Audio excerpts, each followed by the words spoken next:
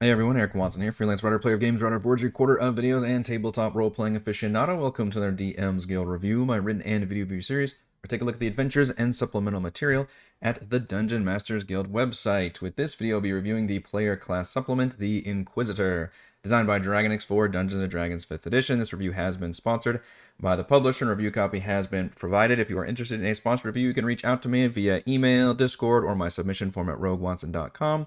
If you enjoy this content, consider using my affiliate links for online shopping and supporting me via patreon.com/roguewatson. Dragonix, you should be very familiar with as the author of the very popular, very awesome Monster Manual Expanded series, is also starting to get into player class design, and I recently, semi-recently reviewed the first, player class that Dragonix designed, which was the Shaman, which I was generally pretty positive on with a few criticisms about.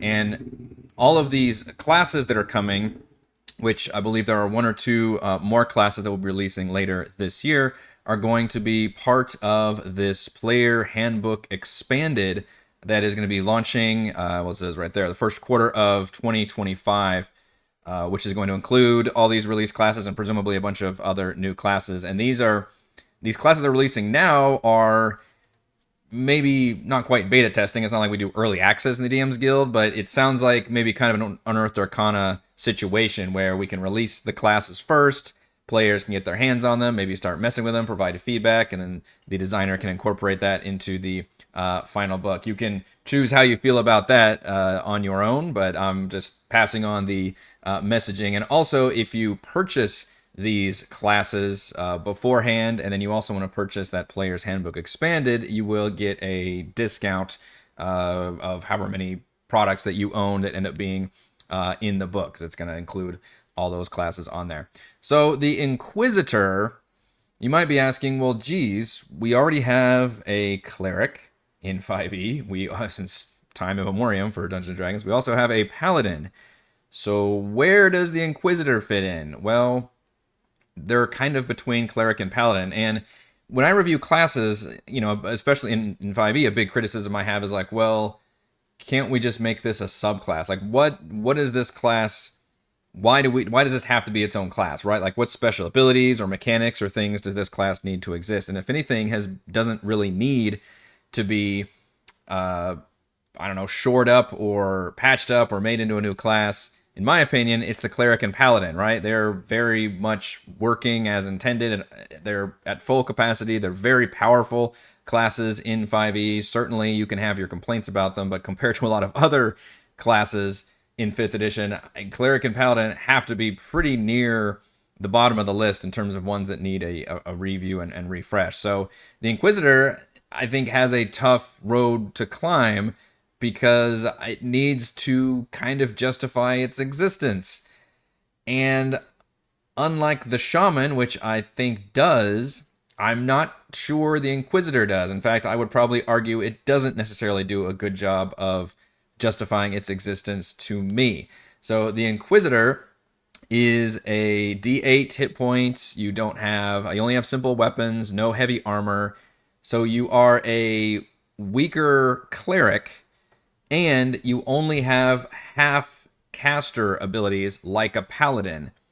So in other words, you don't get second level spells until 5th level, and you tap out at 5th level spells at level 17. It's the exact same spell progression as a paladin, although you are wisdom based and not charisma based like a cleric. So you're kind of a hybrid between those two classes, and so far you're just weaker than both of those classes. You do have your own unique spell list that is not the cleric spell list or the paladin spell list, although there are no new spells that are here. They just take spells from everybody else's class list, but they do add like some wizard spells in here. It's honestly a pretty damn good spell list. I mean, Hellish Rebuke, I think, is only for warlocks, and the Inquisitor gets it here.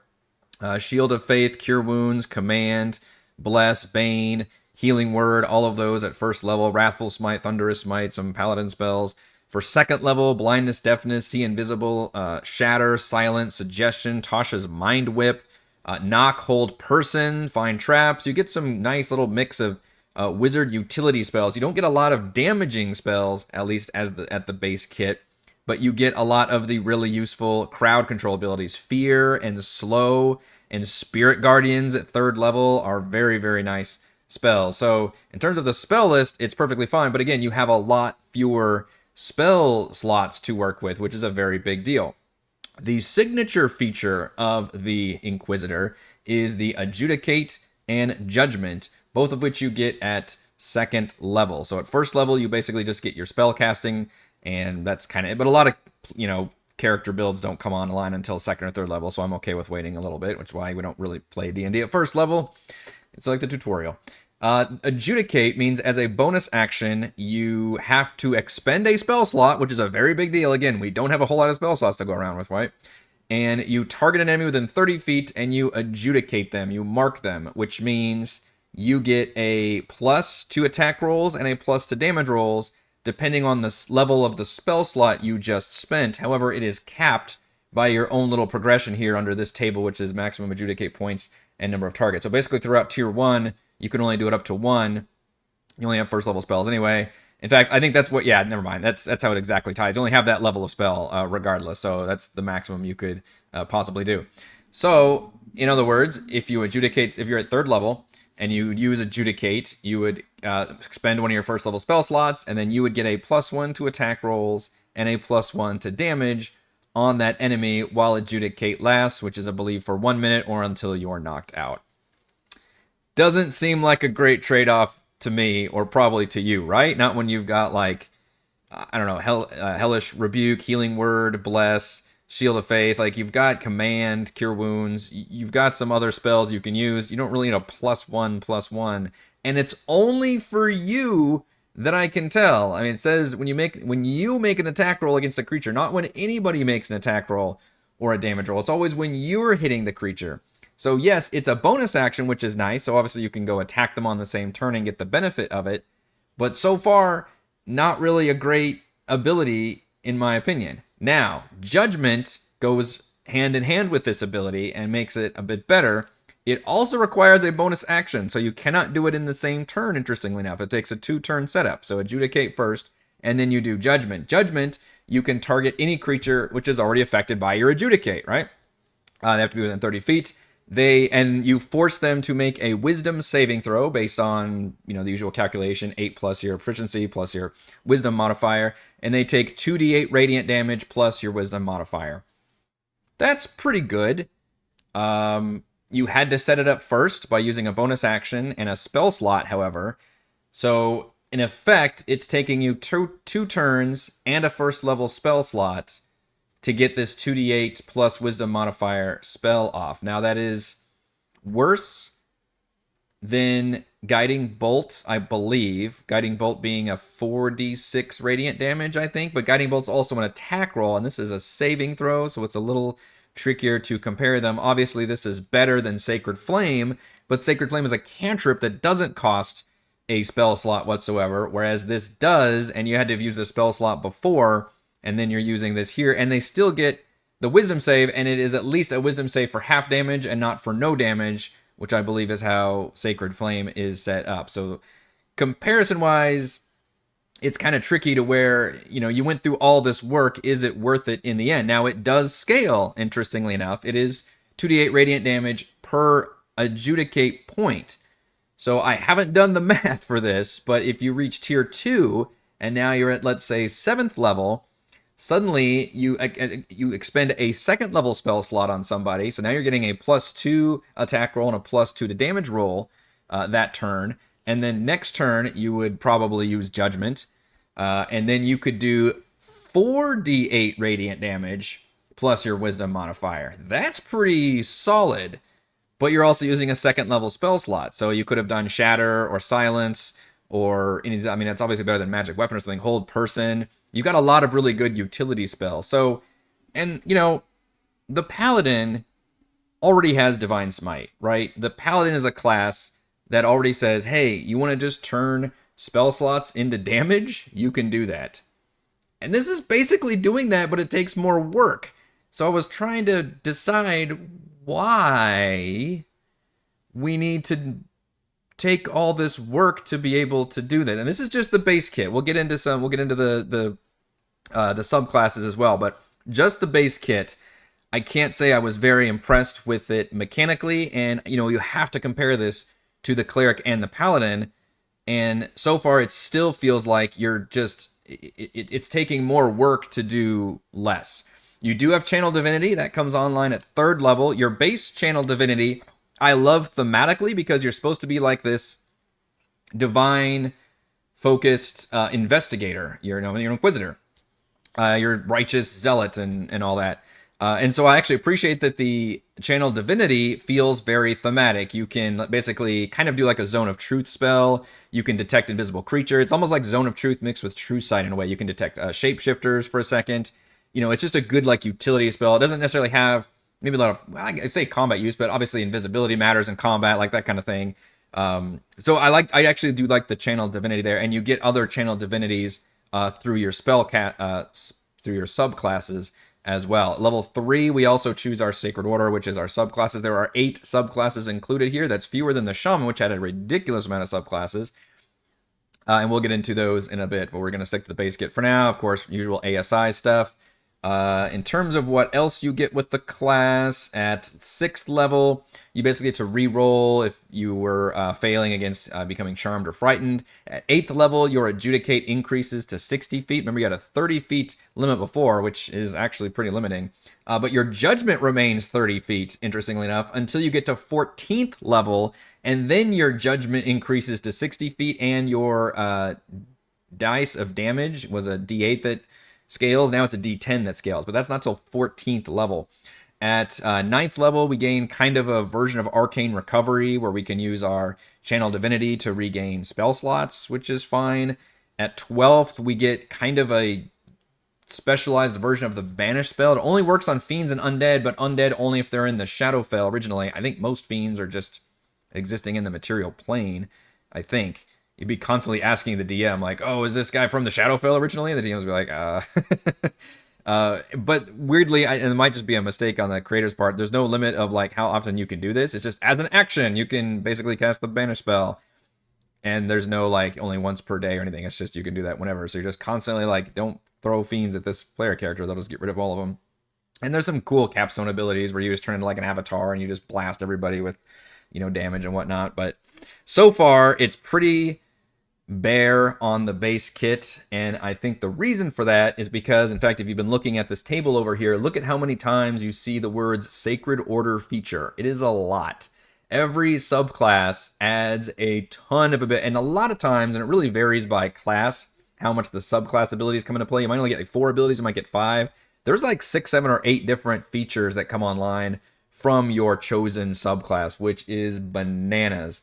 Including each one of them has a specialized Channel Divinity, which is really cool, although most of them don't actually come online until way late. And partly when I do my just class overview and review of something, I'm looking at how soon you get good stuff. Because yeah, it's fun to get stuff when you're like level 15 or level 18, but how many times realistically are we actually going to play characters that long and see those high level abilities? Not very long in my experience. So I'm really looking at seeing how well you front load abilities, and then you kind of, you definitely want to see them expanded and built on and have cool stuff as you level. But I don't, if you're putting your coolest stuff at higher levels, that's not really going to work for me. And I feel like that was a little bit of the case when it came to the specific Channel Divinities a lot of these Sacred Orders get. Also, pretty much every Sacred Order is a class, like a soft multi-class hybrid, which is how a lot of subclasses work. That's fine. Although it gets really funny as we get to it.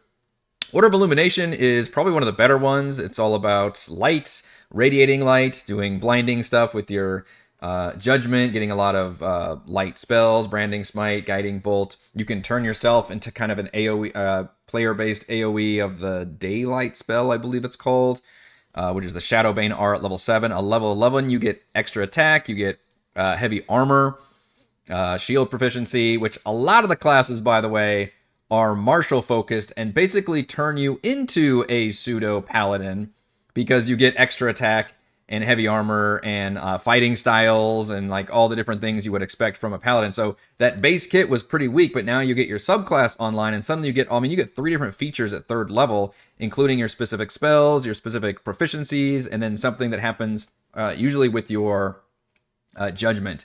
And then you'll gain all the other things as you level up. Although not getting extra attack to level 11 has to feel really, really bad, I would think, as somebody who has, you can do all your cool stuff with a bonus action, but then you're just attacking, the one time, or you're casting your utility spells or whatever. But that's how a lot of these classes work, is you'll get a fighting style at 5, and you'll get extra attack at 11. Order of the Black Flame is basically your rogue subclass with a little bit of fire abilities in there, but your Channel Divinity you actually get at 5th level, which I really enjoy. There's another class that gets it pretty early as well, where you can take the hide action. You also gain like kind of a Armor of Agathis, but it deals like fire damage, which is pretty nifty.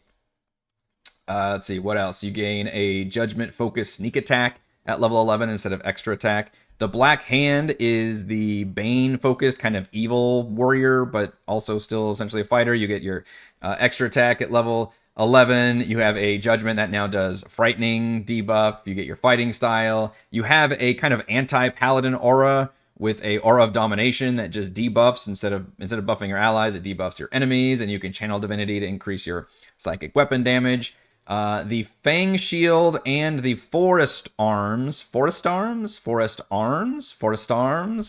don't know how to pronounce that one, are both hunters, but one's obviously nature themed, and the other is just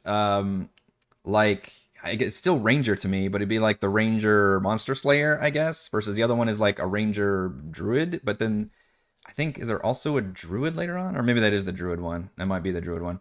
Let's see, which one are we on? The Fang Shield has better judgment against certain creatures, so kind of the, ranger hunting certain creature thing. They get ranged fighting styles, double their crit chance. They have a unique shield. They actually have multiple abilities that are like praying to certain gods, which I thought thematically was weird, because in all of these, I thought you would, you're religiously devoted, you're a zealot, but then each order is more like, oh, you're devoted to like the nature or something. Like some of like Bane, okay, that makes perfect sense to me. Yes, this seems like a villain player class, basically. Like you're the Blackguard, you're devoted to an evil god, that's your whole thing. But others are like, oh no, you've got like multiple gods, or you're just like devoted to nature in general or something. Like that maybe didn't quite work as thematically for me, because again, you could also flavor clerics or paladins like this as well. The Forest Arms has one of the cooler new channel divinities where you have this like AoE restraining and tangling ability. You also just get straight up druid spells. And the Weave one that comes at the end gets straight up wizard spells. The two that I found the most funniest are the Order of the Golden Cup and the Order of the Gauntlet. They are literally a cleric subclass and a paladin subclass for your Inquisitor, which is already basically almost a cleric and almost a paladin. The Venn diagram is getting a little too much. Order, of course, you get like smite spells, and you get the heavy armor, the extra attack, the buffing aura that you would expect. The cleric one, ironically, is, I think, probably the strongest. You get cleric cantrips and spells. Your target divinity is like that Wither and Bloom spell almost, except instead of having hit dice spent, you just straight up heal in an AoE and you deal damage to undead or fiends, which is very useful and very powerful from a channel divinity standpoint, like always coming in handy. You also get Mass Judgment. I think this was the first one I saw out of all these subclasses that allows you to build upon your judgment and adjudicate. In this case, you can do your judgment attack. Because remember, when you scale your adjudicate, you can actually mark multiple creatures with your adjudicate. But as far as I know, it doesn't do you any good, because you're still the only one being able to deal the extra damage. And you can only target one person at a time with that. So technically they're all marked, but it doesn't really matter, except you've already marked them, so you can just keep judgmenting them like every turn, I guess, which does scale pretty nicely.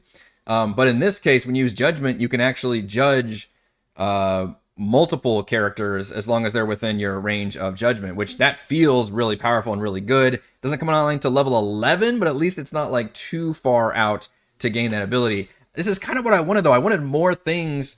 I wanted the designer to really double down on the adjudicate and judgment system and have the whole class be like identified by this unique thing. I would even say don't try to even do spell casting, because we've already got paladins and clerics, which are divine, a full caster, divine spellcaster, and we've got the paladin, which is a half divine spellcaster, half martial. We don't need to do that, in my opinion. Instead, create this totally unique class called the Inquisitor, which doesn't do any of that, but maybe they have all these divinity channels and this adjudicate judgment system, and then they can do all these cool, like, you know, AoE debuffs and like mark the enemies, and then I would have that affect everybody who attacks them, because that becomes a lot more interesting. If you can adjudicate multiple enemies and now your entire party gets like a +1 or a +2, like depending on your party comp, suddenly you become a pretty awesome force just by using that innate ability. And suddenly, you know, and that can still use some kind of limited resource similar to spell slots, but now you don't have to make me choose between spells, which are always amazing and good and so useful, and now I've limited those to my signature abilities. For example, I think Druid, you know, with their using of the wild shapes for their resource can do things, or Bards subclasses, they can use their Bardic Inspiration to do other things. I really like it that future, you know, 5e design is maybe trying to get away from spell casting so much, although those classes all fucking cast spells, and instead do, you know, their own resource system that they can spend and be able to do these abilities. That's kind of what I was hoping to see, or at least in these subclasses, perhaps hoping to see more just expanded use of the adjudicating judgment and how it works and how it affects and different abilities you get. Instead, you get these kind of slight, like, okay, when you use judgment, now it also blinds, or when you use judgment, now it also ignites people on fire. Like that's cool, but just keep doing that, right? Like, make that the whole kit versus just one of the various abilities on top of everything else. So ultimately, I'm not feeling the Inquisitor, at least as much as I certainly did enjoy reviewing the Shaman. All right, let's go over my pros and cons for the Inquisitor. Pro: 8 subclasses that offer a wide range of class specialization.